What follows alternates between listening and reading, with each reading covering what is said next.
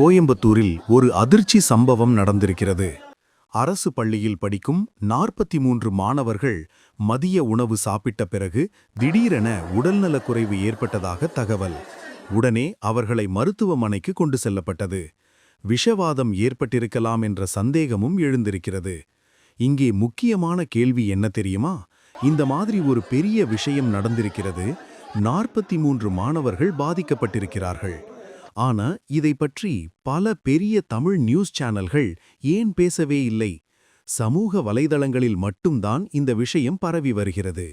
ஒரு குழந்தை உடல்நலக்குறைவாக இருந்தாலும் அது பெரிய விஷயம். ஆனா இங்கே 43 மாணவர்கள் மருத்துவமனைக்கு அனுப்பப்பட்டிருக்கிறார்கள். அப்போ இது ஏன் முக்கிய செய்தியாக மாறவில்லை? இந்த சம்பவம் குறித்து முழுமையான விசாரணை நடக்க வேண்டும். மாணவர்கள் பாதுகாப்பாக இருக்க வேண்டியது மிகவும் முக்கியம். இந்த விஷயம் பற்றி நீங்கள் என்ன நினைக்கிறீர்கள்?